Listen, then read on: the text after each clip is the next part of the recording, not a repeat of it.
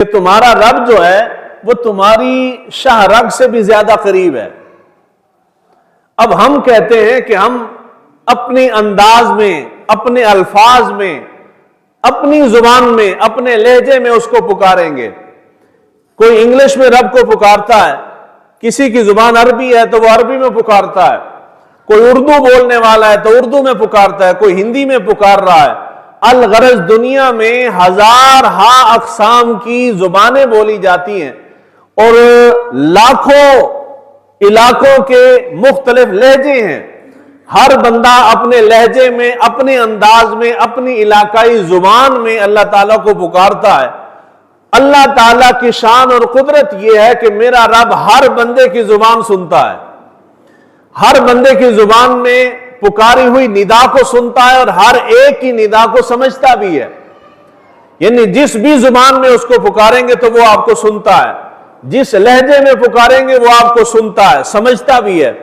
حتیٰ کہ جن کی زبان نہیں ہوتی، جن کو بولنا نہیں آتا، جو زبان سے کچھ کہہ نہیں پاتے، اگر وہ دل کے اندر دعا کرتے ہیں تو رب ان کی بھی سن لیتا ہے۔ زبان سے جملہ بھی نہیں کہا، دل سے انسان رنجیدہ ہو جائے تو رب اس کی اس پشیمانی کو بھی دیکھتا ہے اور اس میں بھی اجر عطا فرماتا ہے۔ تو معلوم یہ ہوا کہ اللہ تعالیٰ وہ ہمارا رب وہ ہے کہ جو زبان بھی سنتا ہے، سمجھتا ہے، اور اگر زبان سے نہ کہا جائے صرف دل کے تاثرات اور دل کا ارادہ بھی جان لیتا ہے۔ اللہ تعالیٰ نے قرآن مجید فرقان حمید کا آغاز فرمایا تو ہمیں بسم اللہ الرحمن الرحیم سے تعلیم دی کہ میرے بندے تو یہ جان کہ میں نے تجھے دنیا کے اندر بھیج کے تجھ سے لا تعلق نہیں ہو گیا، تو میری نافرمانی بھی کرے تو میں تجھے آنکھ نہیں کرتا جس طرح تیرا باپ کر دیتا ہے۔ تھوڑی سی نافرمانی ہوئی تو والد بہت پیار کرتا ہے، ماں باپ پیار کرتے ہیں، مگر جب اولاد نافرمان ہو جائے تو ماں باپ بیٹے کو بیٹی کو آنکھ کر دیتے ہیں، لا تعلق ہو جاتے ہیں، قطع تعلقی کر لیتے ہیں۔ اللہ تعالیٰ نے فرمایا میرے بندے میں تمہارے ماں باپ سے بھی زیادہ تجھ سے پیار کرتا ہوں۔ تیرے ماں باپ تیری نافرمانی پہ تجھے چھوڑ دیتے ہیں، مگر میرے بندے میں تو تیری آخری سانس تک تیری دعا سننے کے لیے موجود ہوں۔ تو کسی لمحے پکار تو صحیح مجھے، جب بھی پکارے گا، جس حال میں پکارے گا، جس وقت پکارے گا، تو جانے گا کہ تیرا رب تجھ سے تیری بات کو سن رہا ہے۔ اسی لیے رب نے فرمایا کہ میں تمہاری شاہ رگ سے زیادہ قریب ہوں۔ شاہ رگ میں سے بات نکل کے منہ تک آتی ہے تو آپ بولتے ہیں، اگر وہ منہ سے نکلنے سے پہلے کی بات ہو تو رب وہ بھی سن لیتا ہے۔ تو اللہ تعالیٰ نے اللہ تعالیٰ کی یہ شان اور یہ عظمت ہے رب کی اور یہ مقام ہے۔ تو اللہ تعالیٰ نے بسم اللہ الرحمن الرحیم سے انسان کو یہ تعلیم دی کہ میرے بندے تو جب بھی پکارے گا تو دیکھے گا کہ تیرے کائنات کے اندر تمام رشتہ داروں، اعزاء اقارب سے بڑھ کے میں تیرے اوپر رحمان بھی ہوں اور رحیم بھی ہوں، فضل فرمانے والا ہوں، بشرطے کہ تو صدق کے دل سے مجھے پکارے، مجھے آواز دے، مجھے ندا دے۔ اس کے بعد بسم اللہ الرحمن الرحیم پڑھ کے ہم نے قرآن مجید کا آغاز کیا، الحمدللہ رب العالمین۔ یہ الفاظ آپ ہر نماز میں پڑھتے ہیں، چھوٹے چھوٹے بچوں کو بھی صورت آتی ہے، مگر جس طرف میں توجہ دلانے لگا ہوں ایمان افروز جملہ ہے۔ 3 آیات مبارکہ، الحمدللہ رب العالمین، الرحمن الرحیم۔ انسان نے اللہ تعالیٰ کی بارگاہ میں ہاتھ اٹھائے، باری تعالیٰ جتنی حمد ہے، جتنی ثنائیں ہیں، جتنی قابل تعریف جملے ہیں وہ سارے تیرے لیے ہیں۔ مالک یوم الدین، تو روز جزا کا مالک ہے۔ الرحمن الرحیم، تو رحمان و رحیم ہے اور بہت زیادہ رحمان و رحیم ہے۔ مالک یوم الدین، اور روز جزا کا بھی تو ہی مالک ہے۔ اب اگر غور کریں تو ان تینوں آیات میں انسان کا کوئی ذکر نہیں ہے، انسان کا اپنا کوئی ذکر، صرف ایک ذکر ہے، وہ اس پروردگار کا ہے، اس ایک رب کا ذکر یہاں پہ ہو رہا ہے، اس کے علاوہ کسی دوسری ذات کا یہاں پہ ذکر نہیں ہے۔ اللہ تعالیٰ انسان کو بتانا سمجھانا یہ چاہتا ہے کہ میرے بندے جب تو میری بارگاہ میں آئے تو پھر دنیا کے سارے آسرے پسے پشت ڈال کے آ میرے پاس، ہر شے کو چھوڑ کے میری بارگاہ میں آ، باری تعالیٰ سب کو چھوڑ کے اگر میں آ جاؤں تیری بارگاہ میں تو پھر تیرا بندہ بن جاتا ہوں. رب نے فرمایا نہیں، بات وہاں بھی پوری نہیں ہوتی. سب کچھ چھوڑ کے، رشتہ داریاں، تعلق، واسطے، آسرے، ہر شے چھوڑ کے، حتیٰ کہ اپنی ذات کو، میں کو بھی مٹا کے آ. کہ تینوں آیات مبارکہ میں میں کا بھی ذکر نہیں ہے، صرف رب کا ذکر ہے. تو جب دعا کرو تو باری تعالیٰ نہیں، اور کسی اور کوئی آس ہی نہیں ہے اور امید ہی نہیں ہے. باری تعالیٰ فقط تیرا آسرا ہے، تیری آس ہے، تیری امید ہے.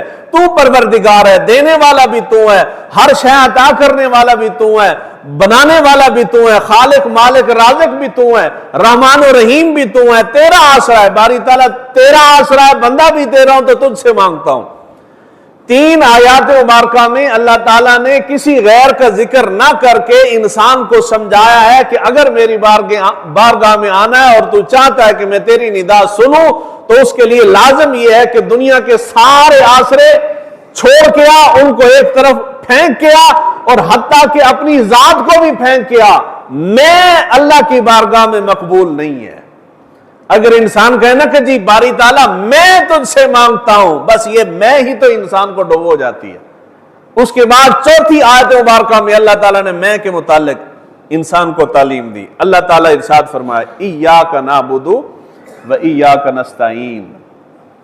جب دوسری ذات کا ذکر آیا، انسان کا، دعا مانگنے والے کا اپنا ذکر آیا، تو اللہ تعالیٰ نے یہ نہیں، قرآن یہ نہیں کہتا، اللہ تعالیٰ نے یہ انسان کو تعلیم نہیں دی کہ باری تعالیٰ میں تیری عبادت کرتا ہوں.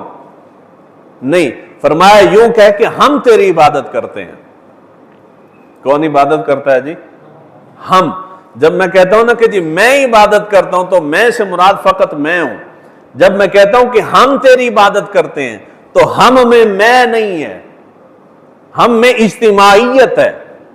ہم میں انسان اپنے آپ کو مٹا دیتا ہے کہ باری تعالیٰ فقط میں نہیں بلکہ یہ سارے، ہم سب تیری عبادت کرتے ہیں. تو اللہ تعالیٰ نے جو سورہ فاتحہ نازل فرمائی اور جو تعلیم انسانوں کو دی، مدعا مقصود یہ ہے کہ انسان میں سے باہر نکلے. پہلی 3 آیات میں دنیا کے سارے آسرے، تعلق، رشتہ داریاں، برادریاں، ہر شے چھوٹ گئی. 4 آیت میں اللہ تعالیٰ نے فرمایا کہ اپنی ذات کی بھی نفی کر، میں کی بھی نفی کر. وہ بزرگوں کا شعر ہے، وہ کہتے ہیں جی پھلاں دا تو عطر بنا تے عطراں دا تو کڈ دریا، دریا دے وچ غوطے لا پھر بھی تیری بو نہیں مکنی، پہلے اپنی میں مکا. یعنی اگر تو کائنات کے سارے پھول اٹھا کے ان کا عطر بنا کے دریا تخلیق کر کے اس کے اندر تو نہا لے تو بزرگ کہتے ہیں کہ تیرے اندر کی جو بو ہے نا وہ ختم نہیں ہوگی. اس بو کو ختم کرنے کا طریقہ یہ ہے کہ پہلے اپنی میں کو ختم کر. جب میں ختم ہوگی تو پھر تجھے رب کے جلوے سامنے نظر آئیں گے. تو اللہ تعالیٰ نے اسی چیز کی تعلیم دی، ایاک نعبد و ایاک نستعین. ہم تیری عبادت کرتے ہیں اور تجھ ہی سے مدد مانگتے ہیں. میں کی نفی ہو گئی، اس سے پہلے سارے دنیا کے تعلق واسطے کی نفی ہوئی، اور 4 آیت میں اللہ تعالیٰ نے انسان کو کہا کہ اپنی بھی نفی کر دے، اجتماعیت کی طرف آ. اسی لیے حضور صلی اللہ علیہ وآلہ وسلم کے ارشاد گرامی ہے، حضور نے فرمایا کہ جو شے تم اپنے لیے مانگنا چاہتے ہو وہی چیز تم اپنے مسلمان بھائی کے لیے مانگو تو اللہ تعالیٰ تمہاری دعا جلدی قبول کر لے گا. مجھے رزق مانگنا ہے رب سے، باری تعالیٰ میرے رزق کے اندر برکت عطا فرما. میں دعا مانگوں باری تعالیٰ میرے رزق میں برکت عطا فرما، دعا جلدی قبول نہیں ہوتی. میں بیٹھ کے دعا مانگوں باری تعالیٰ ان سب کے رزق میں خیر برکت عطا فرما، تو جب ہم نے سب کے لیے مانگا تو دعا جلدی رب سن لیتا ہے. یعنی سمجھانا کیا مقصود ہے؟ سمجھانا مقصود یہ ہے کہ جب تک بیچ میں رہتی ہے رب نہیں ملتا، رب جی نہیں ملتا. جب انسان کی میں مر جاتی ہے تو وہاں سے اللہ کی طرف سفر کا آغاز ہوتا ہے. تو بزرگان دین نے یہ، ہم جب بھی تو عید کی بات کرتے ہیں تو لوگوں کے دماغوں میں یہ گھس گیا ہے، اور یہ بہت بڑا المیہ ہے. ہم تو عید کی بات کریں تو لوگ کہتے ہیں شاید بزرگوں کی نفی ہو رہی ہے. یعنی آپ نے اللہ تعالیٰ کے مد مقابل بزرگوں کو لایا کیوں ہے؟ حالانکہ کوئی بزرگ ایسا نہیں. دنیا کا کوئی سچا بزرگ ایسا نہیں جس نے توحید سے ہٹ کے کسی چیز کی دعوت دی ہو۔ آپ دور نہ جائیں، جھنگ آپ کے قریب ہے، زیادہ دور نہیں ہے۔ آپ جھنگ کے جو بزرگ ہیں نا، حضرت سلطان بہو رحمت اللہ تعالیٰ علیہ، آپ نے ساری زندگی ان کا کلام سنا ہے، انجی گل ہے نا جی، انہوں نے شعر شور سنے نے، وہ اشعار بھی دعوت توحید کے اوپر ہیں، مگر سلطان بہو رحمت اللہ تعالیٰ علیہ نے سب سے زیادہ جو کتابیں لکھی ہیں وہ عقیدہ توحید کے اوپر ہیں۔ ایک کتاب نہیں، کم سے کم 6 سے 7 کتابیں عقیدہ توحید پہ ہیں حضرت سلطان بہو کی۔ تو بزرگوں کو کام کیا ہے؟ بزرگوں کا کام یہی ہے کہ جو لوگ شرک میں، ضلالت میں، گمراہی میں مبتلا ہو جاتے ہیں، بزرگوں کا کام یہ ہے کہ ان کو کان سے پکڑ کے اللہ تعالیٰ کی طرف لگا دیتے ہیں۔ اسی کا نام توحید ہے۔ اب وہ ایک مشہور کلام ہے، آپ نے بارہا سنا ہے حضرت سلطان بہو کا، الف اللہ چمبے دی بوٹی مرشد من وچ لائی ہو، نفی اس بات دا پانی ملیا ہر رگے ہر جائی ہو۔ چمبے چمبیلی کی پودے کو کہتے ہیں، چمبے اس سے مراد چمبیلی کا پودا ہے۔ تو بزرگ فرما یہ رہے ہیں کہ میرے مرشد نے لا الہ الا اللہ کا پودا جو ہے وہ میرے من کے اندر لگایا ہے، اور اس کی خوشبو چمیلی کے پھول کی طرح میرے جسم کو معطر کر رہی ہے۔ نفی اس بات دا پانی ملیا۔ نفی اس بات کیا ہے؟ جب آپ کلمہ طیبہ پڑھتے ہیں لا الہ الا اللہ محمد الرسول اللہ، تو اس میں اس بات اللہ تعالیٰ کی وحدانیت کا اس بات بعد میں ہے، نفی پہلے ہے۔ لا کوئی الہ نہیں ہے، یہ ہے نفی۔ تو بزرگ فرما رہے ہیں کہ نفی اور اس بات کا، اور نفی کی کہ اللہ کے سوا ہر شے کی نفی کر دی، جو پچھلے جمعۃ المبارک کو میں نے کہا۔ توحید یہ ہے کہ انسان اپنی ذات کی بھی نفی کر دے، اپنی ذات کے علاوہ کائنات کے جتنے معبودان باطلہ ہیں، جہاں جہاں سے انسان امید آس لگا کے بیٹھا ہے، ہر شے کی نفی کر دے، اس کے بعد پھر رب کا سفر شروع ہوتا ہے۔ تو یہ ہے نفی، اور اس کو ماننے کا نام ہے اس بات۔ تو بزرگ فرماتے ہیں نفی اس بات دا پانی ملیا ہر رگے ہر جائی ہو۔ جب میں نے نفی اس بات کا اس پودے کو پانی دیا تو اس کی برکت یہ ہوئی کہ میری ہر رگ میں، ہر نس کے اندر، میرے جسم کے خون کے ایک ایک قطرے کے اندر بھی توحید کا رنگ کا، توحید کی خوشبو پھیل گئی۔ اجی بابے اچھے نہیں ہوتے، تو بابے تو توحید کی بات کرتے ہیں۔ بابے کیا کرتے ہیں جی؟ کو تو صحیح نہ پریشان ہو، بابے توحید کی بات کرتے ہیں۔ بابے انسان کو، بھٹکی ہوئی انسانیت کو رب کی طرف لے کے جاتے ہیں، لیکن شرط یہ ہے کہ کوئی بابے کو پڑھے تو صحیح نہ۔ اب ان بابوں میں سے سب سے بڑا بابا جن کو سمجھا جاتا ہے حضرت شیخ عبد القادر جیلانی رحمت اللہ تعالی علیہ، عقیدہ توحید کے اوپر آپ نے، وہ سیانے کہتے ہیں کہ جی مقدمہ تو مضبوط تھا مگر وکیل نکما ملا ہے، یعنی نکما وکیل ایک مضبوط مقدمہ بھی عدالت میں ہار جاتا ہے جا کے۔ تو بزرگ جو تھے وہ مضبوط تھے، مقدمہ مضبوط تھا، آگے ہم جیسے نکمے وکیل ملے ہیں تو ہم ہر جگہ پہ ہار رہے ہیں۔ شیخ عبد القادر جیلانی کی کرامتیں بنا بنا کے ہم نے لوگوں کو سنائی ہیں، اتنی کرامتیں سنائی ہیں، اتنی کرامتیں سنائی ہیں کہ اگر اس زمانے میں شیخ عبد القادر جیلانی غوث پاک خود موجود ہوتے تو کوڑا اٹھا کے تو ہم 11ویں والوں کے پیٹھوں کے اوپر کوڑے لگاتے، اور جی میں نے اتنی کرامتیں نہیں دکھائی جتنی تم نے بنا لی ہیں۔ بزرگوں کا اصل کام کرامت نہیں ہے، اصل کام کرامت جی وہ بدنا لاکھوں تھے صحیح، اصل کام کرامت نہیں ہے۔ بزرگوں کا اصل کام عقیدہ توحید کا حیا ہے۔ بزرگ انبیاء کے وارث ہوتے ہیں، نبی کی وراثت ان کو ملتی ہے، وہ ان کا مشن لے کے چلتے ہیں۔ نبی عقیدہ توحید اور رد شرک کرتا ہے، اور اولیاء جو ہوتے ہیں سچے اولیاء وہ بھی توحید کا اعلان کرتے ہیں اور شرک کا رد کرتے ہیں۔ اسی چیز کا نام ولایت ہے۔ شیخ عبد القادر جیلانی ساری زندگی 11ویں پکا پکا کے کھا کے ہم موٹے تازے اور فربا ہو گئے، مگر کسی سنی عالم دین نے کبھی کسی مسجد کے اندر 11ویں کھانے والوں کو بیٹھ کے آپ کی لکھی ہوئی کتاب عقیدہ توحید کا درس دیا ہو؟ شیخ عبد القادر جیلانی کی اتنی نایاب ترین اور زبردست عقیدہ توحید کے اوپر آپ کی کتاب ہے فتوح الغیب. مضمون کیا ہے اس کا؟ عقیدہ توحید. 11ویں والے پیراں دی کتاب ہے اور وہ اتنی زبردست کتاب ہے کہ جو بزرگوں کو نہیں مانتا نا ایک طبقہ، ان کے امام ہے، بڑے امام علامہ ابن تیمیہ. علامہ ابن تیمیہ نے اس کتاب کی شرح لکھی ہے. جی تھانوں میری گل سمجھ آندی نا تو ایڈے سکون نال تسی نہ بہندے. جو بزرگوں کو نہیں مانتے انہوں نے بزرگوں کی کتاب کی شرح لکھی ہے. اتنی شاندار کتاب ہے، لیکن صدحیف تو سنیوں کے اوپر ہے کہ ان کو عقل آتی تھوڑی سی.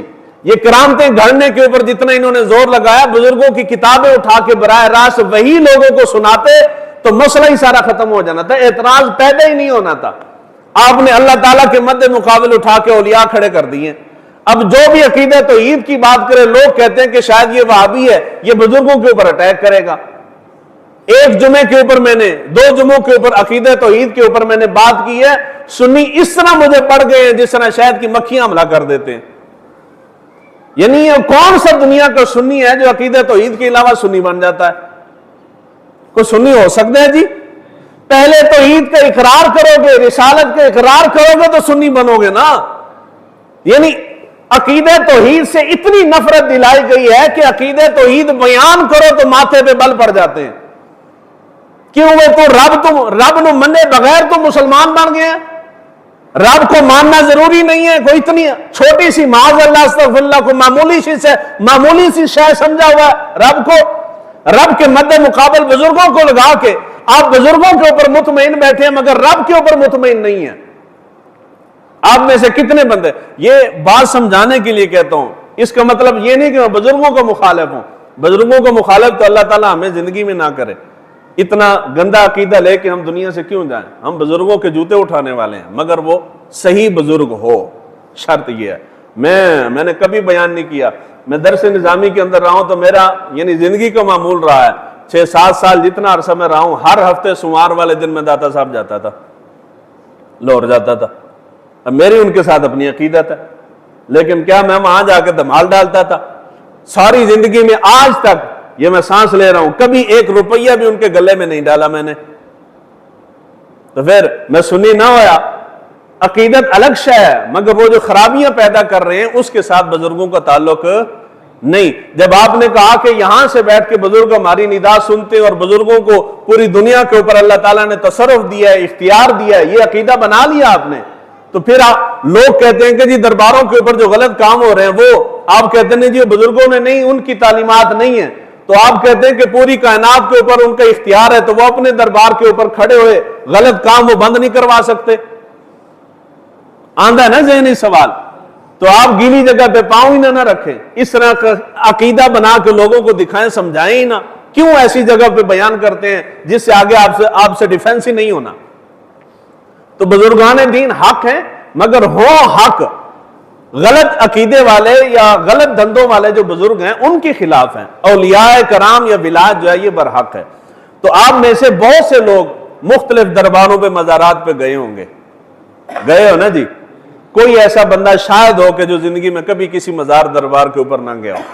یعنی ایک بندہ عقیدہ توحید سے ہماری نفرت اور نظر انداز کرنا دیکھیں کہ ایک بندہ لاہور سے کراچی سے چلتا ہے اور وہ یہاں پیر کھارے آ رہا ہے. مثال دے رہا ہوں، آپ یہاں سے چلتے ہیں، آپ کراچی عبداللہ شاہ غازی کے مزار پہ جا رہے ہیں.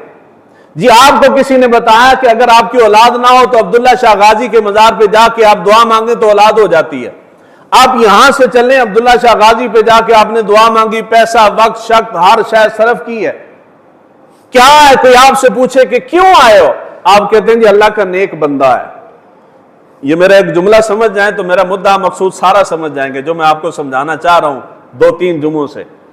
آپ سے کوئی پوچھے کہ کیوں آئے ہو اس مزار پہ تو آپ کا جواب ہوتا ہے کہ یہ اللہ کا، آپ کو تو صحیح، اللہ کا نیک بندہ ہے. اللہ کا نیک بندہ اتنی دور بیٹھا تھا، آپ وہاں چلے گئے ہیں مگر وہ اللہ کے نیک بندے کا گھر ہے. اور جو اللہ کا گھر ہے اس پہ بھروسہ کوئی نہیں ہے. بھئی اللہ کے نیک بندے کے گھر پہ بھروسہ ہے نا جی. آپ پیر کھارے گئے ہیں پیسہ لگا کے, آپ کھڑی شریف چلے گئے ہیں پیسہ لگا کے, آپ ملتان چلے گئے ہیں, آپ ہندوستان چلے گئے ہیں, آپ دور دراز کا سفر کر کے چلے گئے ہیں, اللہ کے نیک بندے کا گھر ہے, وہاں پہ آپ کو بھروسہ ہے, یقین ہے کہ یہاں بیٹھ کے میں مانگوں گا تو رب سن لے گا, اور اگر اسی رب کے گھر میں بیٹھ کے اس سے مانگ لے تو نہیں سنے گا. مسئلہ سمجھ آیا جی؟ جی آپ نے دنیا میں زندگی میں کبھی کسی بندے کو دیکھا ہو آپ منت ماننے کے لیے دور دراز کا سفر کر کے جاتے ہیں, منت ماننے کے لیے کائنات کا کوئی بندہ رب کے گھر میں آیا ہو؟ کدے دیکھا مسجد کسی منت منی ہوئے؟ نہیں نہ منی. کیوں؟ ہمارے دل کے نہا خانوں میں ڈالا گیا ہے کہ جب تم رب کے گھر میں جا کے رب سے مانگو گے تو رب نہیں سنے گا, اور کسی نیک بندے کے پاس جا کے مانگو گے تو پھر رب سن لے گا. میں نے پچھلے جمعۃ المبارک کو بیان کیا تو لوگ کہتے ہیں جی آپ توسل کا انکار کر رہے ہیں. بابا نہیں انکار کر رہا, کسی کا وسیلہ دینا جائز ہے مگر لازم نہیں ہے. یہ دو چیزیں مختلف ہیں. لازم ہونا اور جائز ہونا الگ شے ہے. ایک بندہ قمیض نہیں پہنتا, بغیر قمیض پہنے نماز پڑھ رہا ہے تو نماز ہو جاتی ہے, جائز ہے, مگر لازم. اور اگر کوئی بندہ لازم کر لے کہ قمیض اتار کے ہی نماز پڑھنی ہے, کسی بندے نے سر پہ ٹوپی نہیں رکھی ہوئی تو نماز ہو جاتی ہے. اور اگر بندہ لازم کر لے کہ جی میں نے ٹوپی پہنے بغیر ہی نماز پڑھنی ہے, ان دونوں چیزوں میں فرق ہے. وسیلہ دینا جائز ہے مگر لازم نہیں. یہ عقیدہ رکھ لینا کہ بنا وسیلے رب سنتا نہیں, یہ تو رب کی توہین ہے. وہ کیسا رب ہے کہ وہ کہہ رہا ہے کہ میں تمہاری شارک سے زیادہ قریب ہوں. میں ادھر سے جاتا ہوں, مثال دے رہا ہوں, داتا صاحب کے پاس, داتا صاحب سے جا کے میں اپنی عرضی پیش کرتا ہوں. داتا صاحب ہندی بولتے تھے, وہ آنکھوں نا ہندی نہیں بولتے تھے. آپ ہر مہینے 11ویں پکاتے ہیں. کیا شیخ عبد القادر جیلانی اردو بولتے تھے؟ نہیں نہ اردو بولتے تھے. یعنی جن سے آپ مانگ رہے ہیں ممکن ہے کہ ان کی زبان ہی آپ کو نہ آتی ہو. وہ عربی بولنے والے, آپ پنجابی بولنے والے, سرگودے کی زبان میں آپ بات کریں گے شیخ عبد القادر جیلانی کے ساتھ, مگر انہوں نے تو دعویٰ نہیں نہ کیا کہ مجھے تمہاری ساری زبانیں آتی ہیں. جب ان کو حکم ہوا تبلیغ کا تو حضور صلی اللہ علیہ وآلہ وسلم خواب میں آئے. حضور نے فرمایا میرے بیٹے بیٹھ کے لوگوں کو اللہ کے دین کا درس دے. آپ نے فرمایا یا رسول اللہ یہاں تو سارے آل عرب ہیں, فصحاء عرب بیٹھے ہیں اور مجھے عربی آتی کوئی نہیں ہے, میں کہاں سے درس دوں؟ تو روایات کے اندر حضور صلی اللہ علیہ وآلہ وسلم نے 7 مرتبہ اپنا لعاب دان شیخ عبد القادر جیلانی کے منہ میں ڈالا, فرمایا آپ بیٹھ کے درس دے. آپ جن کو پکار رہے ہیں ان کو زبان آتی ہو یا نہ آتی ہو یہ بات کا مسئلہ ہے, مگر اس بات پہ تو کوئی شک نہیں ہے نا, آپ کائنات کی جس بھی زبان میں رب سے مانگے رب سمجھ جاتا ہے. انجی گل ہے نا جی. انگلش میں مانگیں گے تو رب وہ بھی سمجھ جائے گا, پنجابی مانگے تب بھی سمجھے گا, افریقن میں مانگیں گے تب بھی سمجھ جائے گا, اسپینش میں مانگتے ہیں تب بھی سمجھے گا. مگر رب کے سوا کسی اور نے کائنات کے اندر یہ دعویٰ نہیں کیا. تو جب دعویٰ ہی نہیں کیا تو بیچ میں رکاوٹ پیدا کیوں کر رہے ہو؟ آپ مانگیں, آپ کو داتا صاحب کے ساتھ محبت ہے, آپ کو پیر کھارے کے ساتھ محبت ہے, آپ کو شیخ عبد القادر جیلانی کے ساتھ محبت ہے, جس کے ساتھ بھی محبت ہے اس کے وسیلے سے دعا مانگتے ہیں تو 1000 مرتبہ مانگے. لیکن اگر کوئی بغیر وسیلے کے مانگتا ہے یا یہ عقیدہ رکھتا ہے کہ وسیلہ ضروری نہیں ہے تو اس کے اوپر پتھر نہ ماریں کہ حضور صلی اللہ علیہ وآلہ وسلم نے نہیں اس چیز کی پابندی لگائی کہ تم وسیلے سے ہی مانگو گے تو رب سنے گا, اگر وسیلے کے بغیر مانگو گے تو رب نہیں سنے گا. تو ہم نے کہا جب ہم توحید کہتے ہیں تو توحید کا مطلب ہے واحد. توحید کا مطلب کیا ہے؟ واحد. واحد جو ہے وہ ایک کو کہتے ہیں. کس کو کہتے ہیں جی؟ واحد ایک کو کہتے ہیں. جب ہم نے کہا واحد تو واحد کی 3 قسمیں ہیں. یہ جملہ سمجھنے والا ہے. واحد کی 3 قسمیں ہیں. واحد عددی ہے, اس کے بعد واحد جنسی ہے اور واحد نوعی. واحد عددی کہتے ہیں الواحد نصف الاثنین, 2 کے آدھے کو 1 کہا جاتا ہے. 2 کے آدھے کو ایک کہا جاتا ہے۔ اس کے بعد واحد جنسی آتا ہے۔ واحد جنسی وہ اس کو کہتے ہیں جو اپنے جنس کے اعتبار سے ایک ہو۔ مثلا حیوان ہے، حیوان کی مختلف جنسیں ہیں تو وہ اپنی جنس کے اعتبار سے منفرد ہے، واحد ہے۔ یعنی بھینس ہے تو وہ ایک جنس ہے بھینس، بکری ایک جنس ہے، بلی ہے تو ایک جنس ہے، چوہا ہے تو ایک جنس ہے، یہ اجناس ہیں۔ تو ایک واحد جنسی ہوتا ہے، چوہا اپنی جنس کے اعتبار سے واحد ہے، بکری اپنی جنس کے اعتبار سے واحد ہے۔ تیسرا آ جاتا ہے واحد نوعی۔ واحد نوعی کہتے ہیں جو اپنی نوع کے اعتبار سے واحد ہو۔ مثال کے طور پہ ہنہنانے والے جانور، وہ ہنہنانے میں واحد ہے۔ بولنے والا جانور حیوان ناطق ہے تو یہ اس کی نوع ہے، حیوان ناحق ہے تو یہ اس کی نوع ہے، یعنی نوع کے اعتبار سے واحد ہے۔ اگر کوئی شخص کہے ہمارا عقیدہ ہے کہ اللہ واحد ہے، اللہ کیا ہے؟ اللہ واحد ہے، تو اگر کوئی یہ کہے کہ اللہ تعالیٰ واحد عددی ہے تو یہ شرک ہے۔ دو کا آدھا ہوگا تو یہ رب کی شان کے لائق نہیں۔ واحد اللہ تعالیٰ واحد عددی نہیں ہے۔ اگر کوئی شخص یہ کہے کہ اللہ تعالیٰ واحد جنسی ہے تو اس کا مطلب یہ ہے کہ اس جنس کے اور بھی لوگ ہوں گے، تو یہ بھی اللہ تعالیٰ کی توحید کے خلاف ہے، تو اللہ تعالیٰ واحد جنسی بھی نہیں ہے۔ اور اگر کوئی کہے کہ اللہ تعالیٰ واحد نوعی ہے، نوع کے اعتبار سے، تو اس کے لیے بھی اس کا شریک لازم آتا ہے۔ یعنی اگر کوئی واحد جنسی کہے تو شرک ہے، اگر کوئی واحد عددی کہے تو شرک ہے، اگر کوئی واحد نوعی کہے تب شرک ہے۔ اب سوال آئے گا کہ اللہ تعالیٰ واحد تو ہے، ان تینوں اقسام میں سے کوئی واحد نہیں، مگر کون سا واحد ہے؟ تو پھر جواب آئے گا کہ اللہ تعالیٰ نہ واحد جنسی ہے، نہ واحد عددی ہے، نہ واحد نوعی ہے، اللہ تعالیٰ واحد حقیقی ہے۔ رب کیا ہے؟ محبت سے بولے، رب کیا ہے؟ رب واحد حقیقی ہے کہ اللہ تعالیٰ ہر قسم کے اشتراک سے، اشتباہ سے، مماثلت سے، تعدیل سے، تکسر سے، حلول سے، کثرت سے، امکان سے، حدود سے، ترکیب سے، تعلیل سے، تبعیض سے، ہر شے سے پاک ہے اللہ تعالیٰ۔ اس کی مثال دینا چاہیں تو مثال سے بھی پاک ہے۔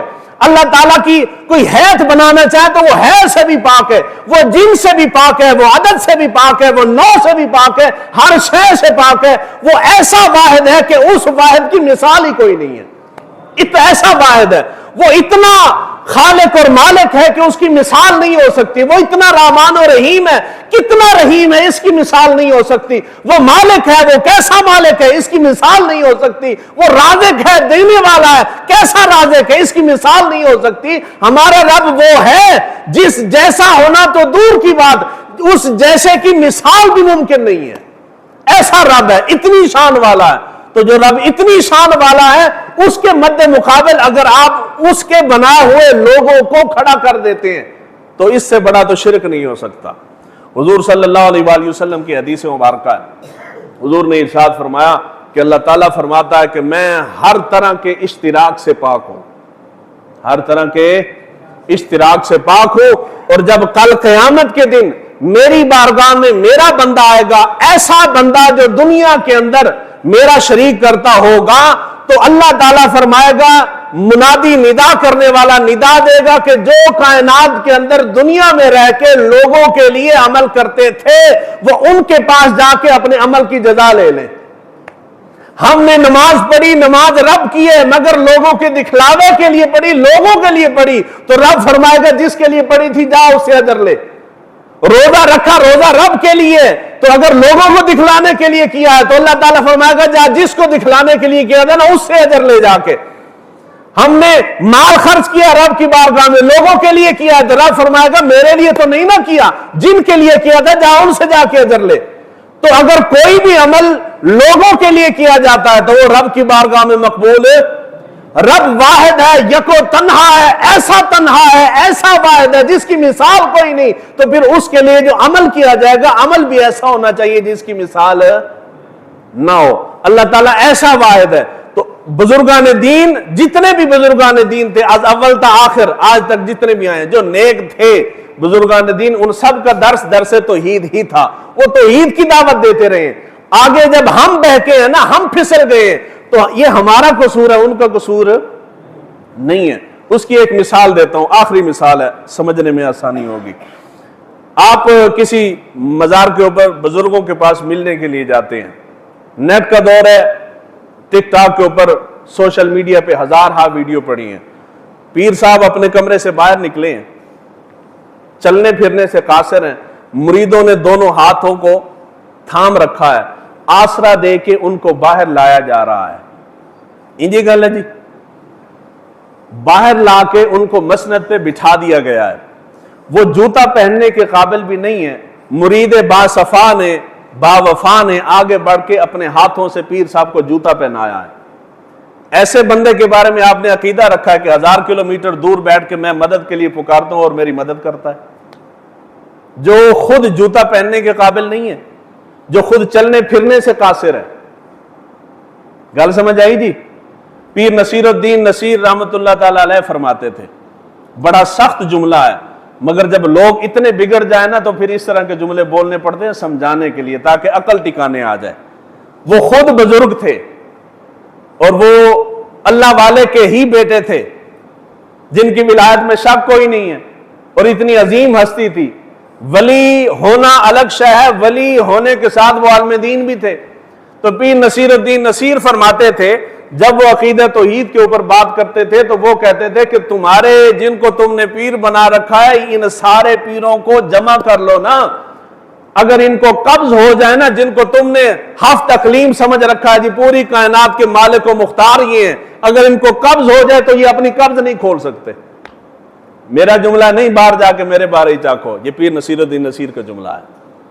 اور قرآن مجید فرقان حمید کے اندر اللہ تعالیٰ نے ارشاد فرمایا جن کو تم مدد کے لیے پکارتے ہو، قطمیر کا لفظ ہے، اللہ تعالیٰ نے ارشاد فرمایا کہ وہ جو کھجور ہوتی ہے نا، کھجور، اس کھجور کے اندر گٹھلی ہوتی ہے، اس گٹھلی کے اوپر باریک سی جھلی ہوتی ہے، چھوٹا سا باریک سا پردہ ہوتا ہے۔ جدو تسی کھاؤ گے تو غور کرو، آپ انڈا چھیلتے ہیں، انڈا ابالتے ہیں، اس کے اندر انڈے اور چھلکے کے درمیان باریک سا پردہ ہوتا ہے نا جی۔